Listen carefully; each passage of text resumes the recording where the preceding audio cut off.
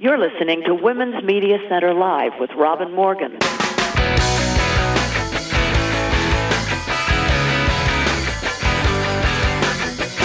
Welcome to Women's Media Center Live. I'm Robin Morgan.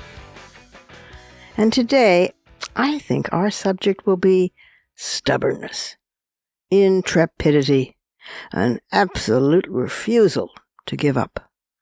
Coming back again and again and again.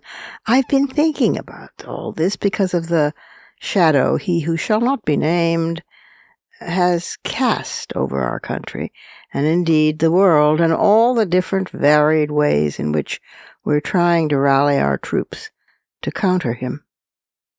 Good grief, but it takes stubbornness to keep coming back again and again and again with gritted teeth for so long over what to us is so obvious.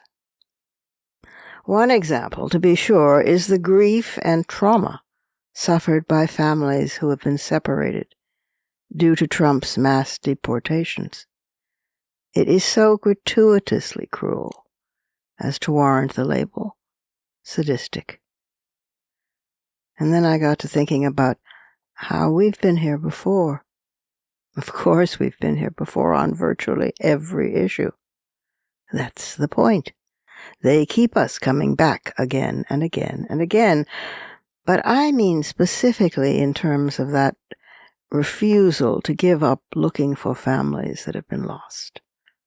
So, of course, I thought of the Holocaust and Shoah, and I thought about slavery. I thought about the institution of enslavement.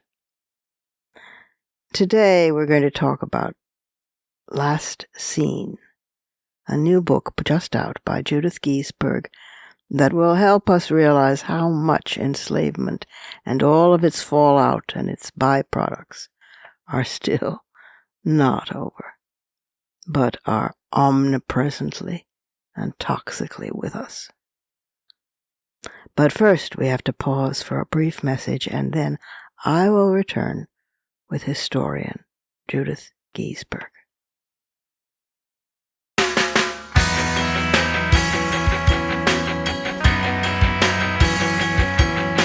Subscribe to this program on your favorite podcast platform and leave us a review.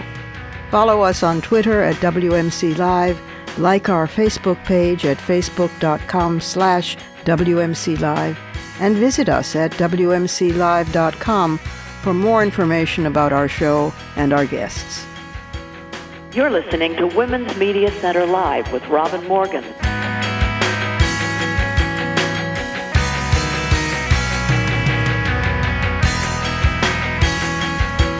Judith Giesberg is Professor of History and Robert M. Birmingham Chair in the Humanities at Villanova University.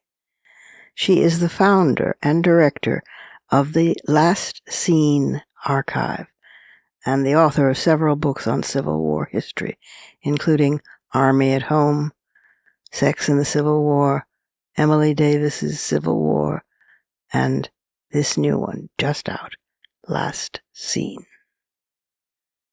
Judith Giesberg, welcome to Women's Media Center Live. Thank you. I'm very happy to be here. Well, you have done a really historic thing, which is fitting as a professor of history, but you've outdone yourself. You've created an archive, the first archive of its kind. You founded that contains almost 5,000 letters and advertisements placed by individuals who were formerly enslaved people trying to find their relatives once 1865 had passed and they were supposedly, quote, free, unquote. And then you've written a number of books based on that archive. Congratulations and bravo. Wow. Thank you. Thank you very much. No, it's a historic work. So let's see, we could start almost anywhere, but let's start with the archive. How did you get the idea to begin creating that? It must have been quite a job. Yes. It started very modestly. I um, came across advertisements such as, form the core of the archive now while reading Black newspapers for a book that I was writing on Civil War era Philadelphia. Mm-hmm. And I came across these advertisements through a subscription database at my university library that my library pays a lot of money to an outside organization that it digitizes these Black newspapers, and these advertisements, just kept popping up. And so I started, when I read the first one or two of them, I thought to myself that these advertisements were incredibly rich sources for genealogical research, particular for, for the descendants of enslaved people. And to my mind, the idea that these rich sources were locked behind this paywall at a research library seems upsetting. Just so upsetting and so wrong. And so I began to wonder whether or not it might be possible to gather these advertisements, to publish them in an archive that would be free and open to the descendants of the people named in them. Right. And so I went around 2015, 2016. It was way before that I began to find these advertisements, but it was around 2016 or so when I contacted a friend of mine who is the archivist at Mother Bethel AME Church here in Philadelphia that publishes one of the newspapers, and she gave me access to the microfilmed copies of the Christian Recorder, and that began the project. And we thought maybe we'd find, if we were super lucky, we'd find 500 or 600 of these advertisements in this one newspaper. We'd publish them, and those would then be accessible to people for free. And of course, as you know now, as you said in your opening, we're closing in on around 5,000 now, and they include advertisements from 100 different Black newspapers. It's Black newspapers, and then for the people who had not been permitted to learn to read and write, there were the churches, and it's yet another reason that shows why, all those wonderful women with the big hats went to church to get information. The churches were hotbeds of trading information and life-saving information like this. God. Amazing. Right. And then you began to write books based on this, or did the books precede this? Right. No, that really the books, this book that I've written, Last Seen, derives from the project, and really talking to people since the project began. I've spoken with Black genealogy groups across the country, and grown the archive based on the kind of work that they do on their own family history. And audiences always ask the same question when I talk about these advertisements, and that is, did they find their people? And I never had a good answer to that question. And my answer was always, well, we just don't know until we do the research on these families, on these individuals. That's right. Would we know? It's still ongoing. That's what's so amazing. I mean, the book's name, because I just haven't said it stupidly yet, is Last Seen: The Enduring Search by Formerly Enslaved People to Find Their Lost Families. And it is a whopper.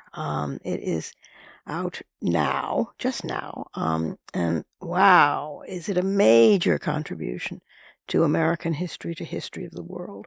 And yes, also, of course, to Black history, although it will make some of those people who hate Black history and who can't stand the idea of children being actually taught entire history of this country, those people will get very upset by it, probably. But I can't help them. They're idiots. This is a remarkable book and a major contribution to Black studies, but to all studies, to American studies. Um, and it's heartbreaking. It is just so, because these are individual stories that you've surfaced, that you've unearthed and put together. And so these are stories of individual people looking for families. Oh my God.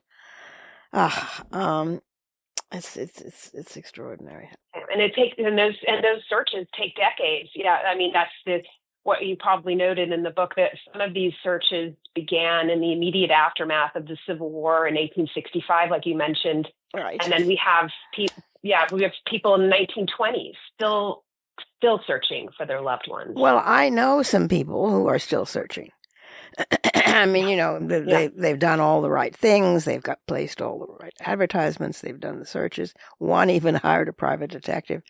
But so far, nothing. But there are people who are still looking. I mean, you have nearly 5,000 letters and advertisements in the collection.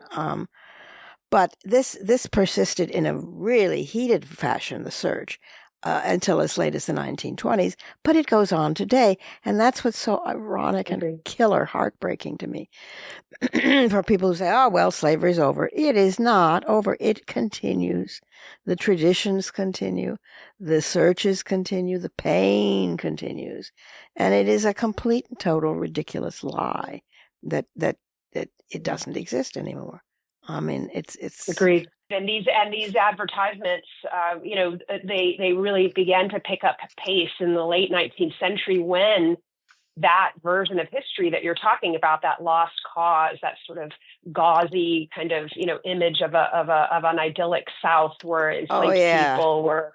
And so these advertisements are really accelerating in those last few decades as a counter narrative to this forgetting that. I think you're right. I agree with you. I think we still buy into that lost cause narrative. It explains why there's been such a visceral reaction to African American history that at this current moment that we're living in, we're in another moment of an attempted cover up of this really tragic history. Yeah, and it has there. Well, first of all, there's been backlash every single time there has been even the tiniest little sound toward freedom. I mean, it's whether it was the Black Codes, there has been fierce backlash again and again and again and again and again. But the concerted effort to undo Black studies, to undo serious scholarly work is unspeakable. I mean, it is, and to do so on the basis of, well, it's so bad. It's bad for our children. Well, first of all, which children, and secondly, it's not bad for them. It in fact is the entire story. It's the real. It begins to approach the real story, and there have been different lies each time. I mean, the creativity that's poured into these lies is so extraordinary to me, because, like, for example, there's the one about Black families. Well, Black families, apparently, I know you'll find this so important. Black families, it didn't matter so much, you see, to split up their families, because their families were so loosely knit, and they didn't have real family ties, and they weren't married really. They just jumped brooms, and so all customs were used against them. All myths were used against them.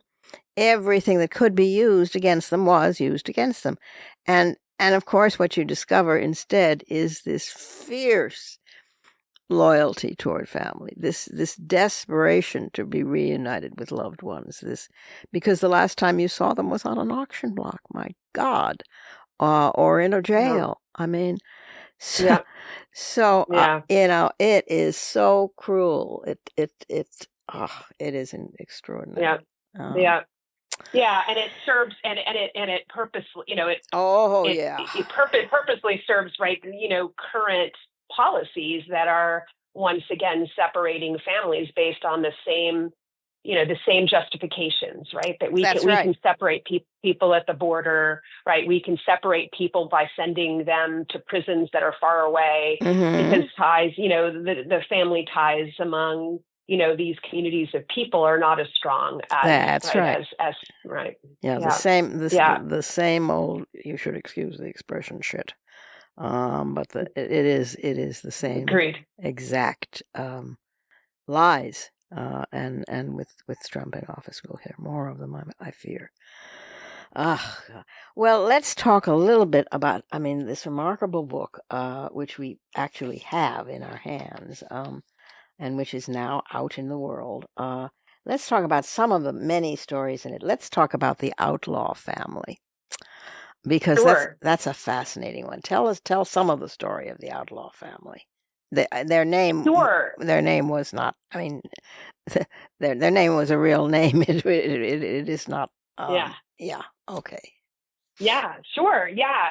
Yeah. That story is about a woman named Hagar Outlaw, who, when she became free, went searching for her children, which, she likely had around 9 children. And one after the other, her enslaver, David Outlaw, sold those children away from her. Mm. When she became free, she began to search for these children and placed an ad in a newspaper. She was she came to Raleigh, North Carolina, when she became a free woman. And she placed an advertisement in a newspaper that was a Black newspaper that was actually published in Philadelphia. And the advertisement names the children that she is hoping to find, and that were sold away from her. And she also kept track of the men, in her case, men who purchased her children. So she kept track. She kept track of the people who were buying her children and taking them far away from her. And so she placed this advertisement from Raleigh, North Carolina, and then she, began to piece together the family that had been taken from her. And in her case, she was able to find several of her children and to put her family back together, which is extraordinary feat on her part. And all the while, right, she is shares a last name with a prominent politician from North Carolina, David Outlaw, who was also in Raleigh at the time as Hagar was serving in the Reconstruction era government there, and so that and passing laws that legalized Hagar's marriage and her claim to her children. And so you've got this kind of parallel post-war experience, but no sense that the man who had been responsible for separating, taking her children away from her and selling them away from her, had any sense that that his history overlapped with or made him responsible to her history. Of course. But she was able, again, with, just with sort of holding on to the details that she did and seeking allies within the Black church, as you just mentioned, and through the Black newspapers. She got word out, through those channels, and was able to eventually bring several of her children back to her, and to take some of what David Outlaw had taken from her to take it back for herself. God, the stubbornness, the intrepidity, the I will not give up, the coming back again and again and again and again, is breathtaking. It's just, and these were the people, you understand, who had such loose ties about family. They didn't care about family ties. Hell no. I mean, that's so ironic and so bitter. So bitter. Well, tell a story. Right. Tell one more. Tell about Emmeline and Julia, or Emmeline. I'm not sure how she. Oh, sure. Yeah, yeah. They're also profiled in the book. It could be Emmeline. I don't know that, that's one of the hard things about doing this research. I don't know how they pronounce their names. Right. But there's a chapter in there about Emmeline or Emmeline and her sister Julia, who were enslaved in Kentucky until Emmeline decided to free herself. And she fled her enslaver and managed to get herself across the Ohio River, and then was helped along by allies who were part of the underground, and wound up in Battle Creek, Michigan, which turned out to be, a community of people who had fled slavery, congregated there and built a community of people like her, who were there because they had freed themselves and also because they wanted to help others do the same. Sort of a conduit between the slave South and Canada. Yeah. And there Emmeline, married, had, children, and she, continued to search for her sister. And her sister Julia, she had to leave her sister behind when she fled Kentucky, which had to have been an excruciating decision to make. That anybody made when they freed themselves, is who they were going to leave behind, and would they ever see them again? Yeah.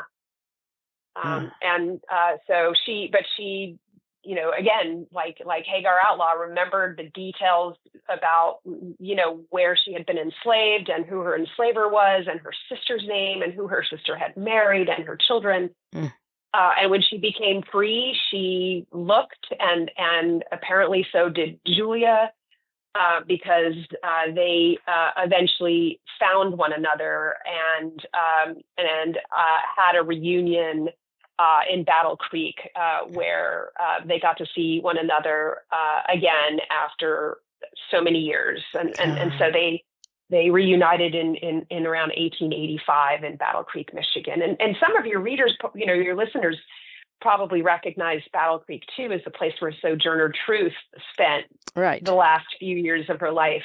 Right.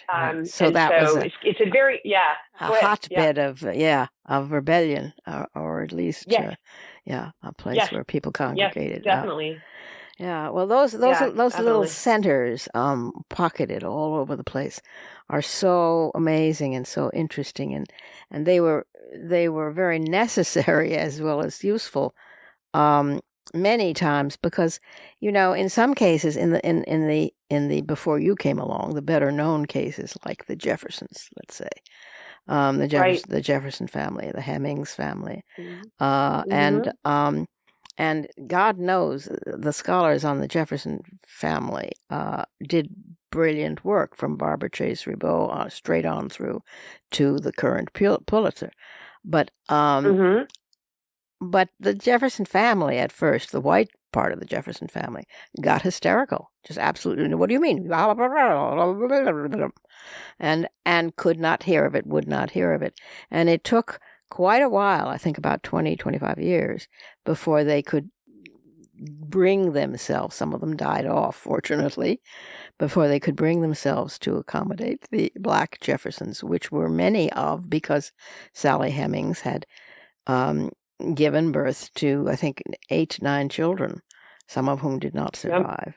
Right. And the scholarship work on that then began to just explode. But it has been every step of the way fighting, hasn't it? And you must have encountered that hugely with annals and records, because you were compiling data. I mean, it's dynamite what you've compiled. Yes, and it's very interesting how it comes from different places. I think with the Jefferson family, the sort of the sort of willful denial of what the evidence, historical evidence is showing you. But I think, right. Yeah. But also, I feel like some of it is, comes even from, and I talk about this in that chapter about Emmeline and Julia. Some of it is even from the sort of, the descendants Oh, of yes. those activists, Yeah. and the sort of ways in which they sort of recalled their ancestors' participation in the Underground Railroad, and then also sort of, leaned on that to justify their unwillingness to do what was necessary to rectify, the problem with race relations in their own day, right? Yeah. The ways in which, they could Exactly. say sort of, right, grandpa did this stuff, and now I don't really have to do anything about it now, and there's really no reason for this kind of conversation today. So, Right, right, right, right. Yeah, yeah, yeah, which breaks yeah, the heart, but it is a real phenomenon. And I think it's fear resurrecting itself, and many other comparable attendant griefs, but so sad and so unnecessary. Uh, and it wasn't, you're right, just the Jeffersons. I'm sure it's throughout the. Well, I mean, it's been said that nobody in America is white, which I think is probably yeah, very true. Or you have to really peer very hard. Who wants to peer that hard to find somebody who right, is? Because there's just simply been too much. Quote right, unquote race mixing. There's been too much, and when you look at the fabric of this country, you see it plain. Um, and so it would be so I amazing if agree. the country actually ever acknowledged that. Can you imagine the joy, the liberation that would come? My God, it just boggles the mind, and it's I so agree. Yeah, so sad. It's yeah, so sad that that's denied. That's denied, quote, white people, and that it's denied. That the melting pot, which first never melted and secondly never was unmelted, or the other way around, eh, is a reality and is a wonderful vision, and that the framers didn't fully have that vision, at all, or not at yeah, all, not at all. yeah. They glimpsed it. Maybe a few of them glimpsed it in their guiltier moments. Agreed. Yeah, And some of them even had the cojones, or rather the uterus, um, to acknowledge it, and to say this is not for us to settle. We can't. We don't know how to do this. But that they let it pass them by is still the ghost that stalks this land. And it's I so agree. so heartbreaking. Well, you have Right. definitely done your part, kiddo. I mean, no question about that. And I'm eager to read some of Thank your you. other books, the one on sex and the Civil War, which is also references pornography, the invention of pornography, or of a certain American morality. So I bet that's very interesting. Um, so I hope you enjoy that one as well. Thank you. I'm sure I Yeah. will. I bet you I will. So thank you, thank you, thank you, Judith, for everything that you've Oh, done and are doing, and mothers in particular, of which I am one. Um, Thank you especially, because there's something so absolute brain searing, gut searing about a mother being separated from her child. Not that other family members' separation isn't just as horrible, ag- but it's something that agreed. just goes right into my gut, and It, ah, yep, yep, and it does. And I think, and yeah, to be honest, as I was writing the book, yeah, I approached this as a historian with the evidence in front of me, but also as a human and as a mother. And it's impossible not to read the stories in this book of mothers trying to find their children, mothers like Hagar, all right, trying to find their children, and yeah, children trying to find their mothers, and not think about and not look around you and think about your own children, what it would mean to you to stand in their shoes even for a second and see something like this happen, and how long you would hold on to their memory and the last place you saw them. Well, yeah, exactly. And we have more recent memories of it in terms of, well, let's say the Nazi Holocaust, the Shoah. Yep. We can look around us and see, and the southern border, I might add, and what Trump is Agreed. doing down there.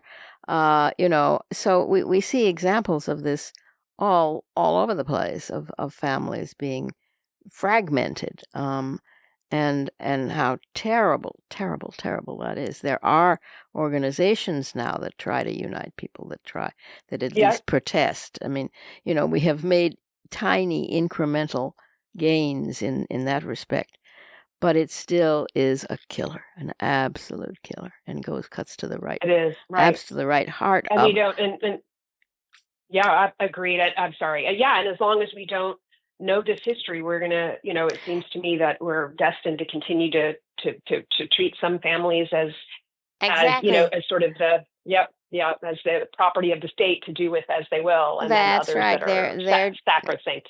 And that's exactly right. Yeah. They're just property. They're contraband, and so they're, dispensable, as opposed to being human, with all the tenderness and all the agony attendant on that. So the Freedom Generation that you've amazingly depicted is the subject of this book, but it's more than that. It's who we are today and who we will continue to be until we acknowledge that.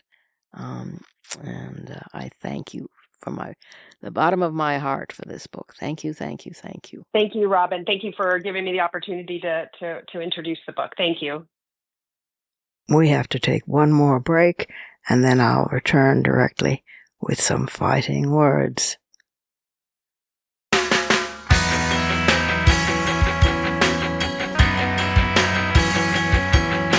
The Women's Media Center, founded in 2005 by Jane Fonda, Gloria Steinem, and myself, is a progressive, nonpartisan, nonprofit organization working to make women visible and powerful in media. You can learn more about the WMC at womensmediacenter.com. You're listening to Women's Media Center Live with Robin Morgan.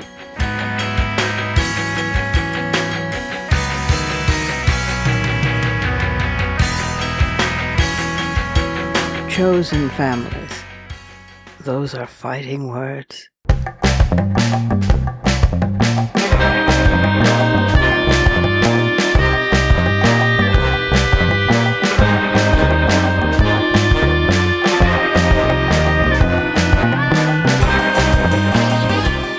The kind of fealty, of love and deep, deep loyalty that blood families felt and so passionately expressed as they emerged from having been sold off in different directions during slavery.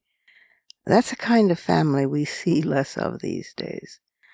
In every community and every ethnic group, we see more the irony of families, the dysfunction, the love-hate relationships, the competitions, and sometimes the outright angers, even hatred. Families who don't speak to one another or speak within their family bonds are more common these days. Either that's a sign that the family as an institution is being degraded, or it's a sign that the family as an institution is actually maturing, because blood families are being replaced, or at least substituted for, by chosen families. Or it may be both, or a little of each. By this, I don't mean that the family's going out of style. It's not. Oh boy, wow, is it not? But the old, unquestionable loyalties and obedience are less in play than they used to be, and that's a good thing, I think. I have basically been an only child for my whole life, half-brothers turning up in my late adulthood and then vanishing again. But my relationship with my mother was impassioned, intense, and sometimes possessed and possessive. The mother of an only child myself, I like to think, and I've worked hard to help create a relationship with him that is healthier. Whatever the outcome, however, chosen friends are an alternative. Those people, not many, that you fall in love with and stay in love with for years like blood families. These relationships, they have their ironies too. Nobody's perfect. The irritations, small and large, are numerous, and chosen family can drive one reliably insane. But despite their faults and their mannerisms, and yours, something about these relationships lasts. I lost a beloved friend of almost 50 years during the COVID pandemic. She was hilariously funny and witty, both. Tender and loving, utterly generous, and utterly maddening. She was a foul-weather friend. When things were going swimmingly, she would cheerfully wave from a distance and let you be on your own. But if you needed comfort, solace, a place to stay, an ear, money, a laugh, a distraction, whatever, she was there. My God, was she there. In fact, we were going to celebrate our 50th anniversary as friends. Why should married people have golden anniversaries and not the rest of us? But we didn't quite make it. Then there's the chosen family who do somehow endure. For about 40 years, I've been part of a dinner, then a luncheon meeting with a small group of women with whom I once worked at Ms. Magazine. We did dinner for many years, but shifted into lunch when one of us who lived an hour away didn't want to drive at night any longer. We began at the magazine as it employed fewer and fewer of us, and we missed each other. And who ranked where on the masthead just mattered less.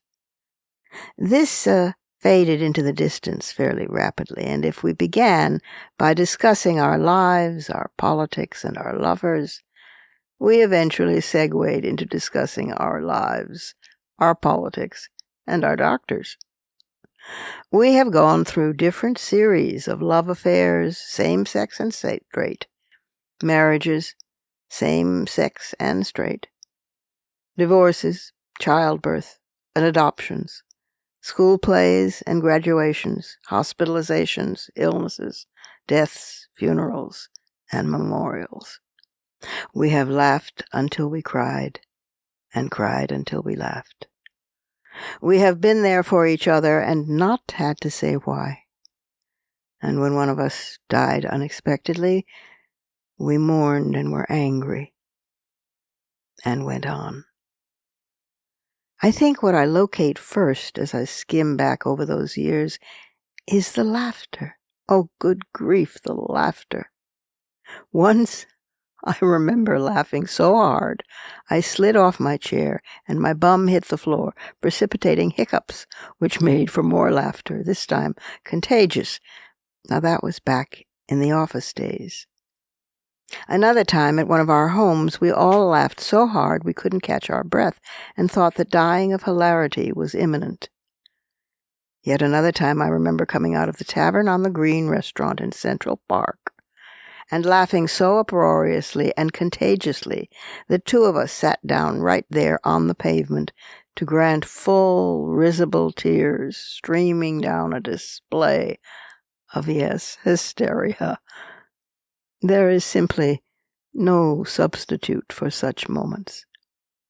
Paterfamilias meant in Latin, keeper of a household of slaves.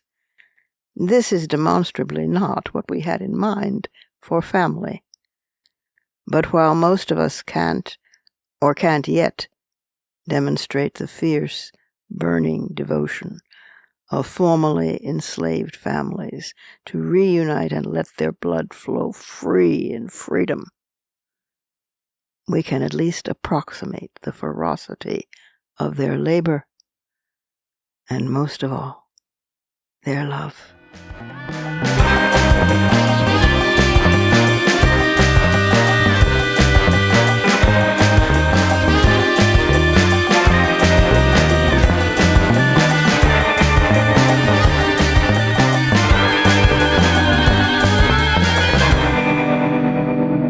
And that's our show for this week.